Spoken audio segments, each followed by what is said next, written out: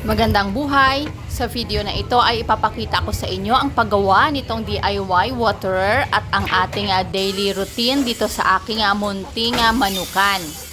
Bawat araw pagkatapos kong pakainin itong aking mga alaga sa umaga ay winawalisan ko ang kanilang kulungan. Tinatanggal ko lang yung kanilang dumi.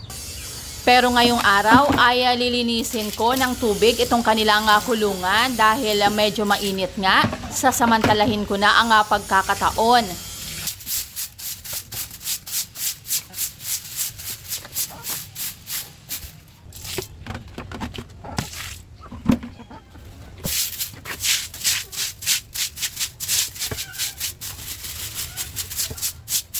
Kung tutuusin ay madali lang alagaan ang mga manok. Dalawang beses ko lang sila pinapakain, isa nga sa umaga at isa rin sa hapon.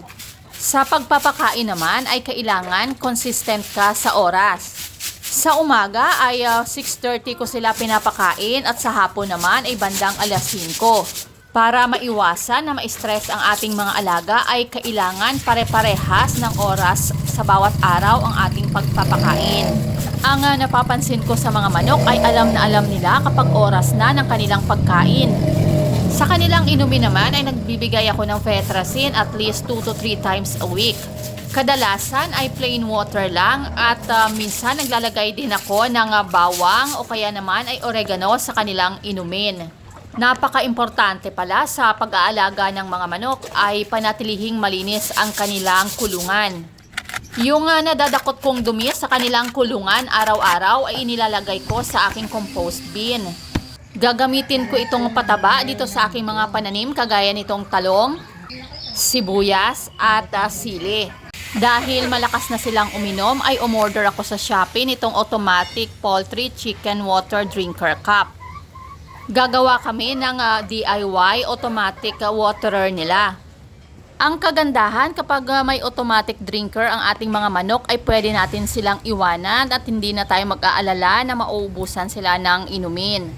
Sa paggawa ng automatic drinker ay kakailanganin natin itong automatic water drinker cup. 10 pieces pala ito at dahil 8 pa lang yung aming mga manok ay 8 lang yung aming gagamitin. Kakailanganin din natin ng isang timba na malaki at may takip. Ganon din ang barena na may bala na 10 mm.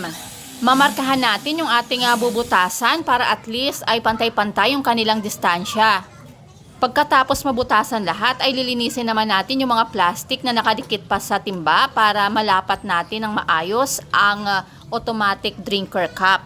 At kapag maayos na ay isa-isa na nating ilagay itong automatic drinker cup dito sa mga butas.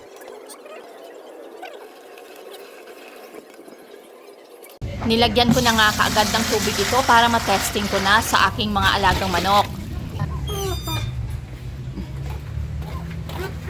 Noong una nga ay hindi nila ito pinapansin dahil hindi pa nila na-figure out kung ano ang kanilang gagawin. Itong automatic drinker cup pala ay gagana kapag tinuka ng manok itong dilaw na nakausli ay may lalabas na tubig. At sa wakas ay natutunan nga nitong isa kung paano ito gumagana at gumaya na rin yung iba. Yun lamang po, maraming salamat sa inyong patuloy na panonood. Paki-click ang subscribe button, ganun din ang notification bell para updated kayo sa aking mga susunod pang mga videos. Keep safe and God bless!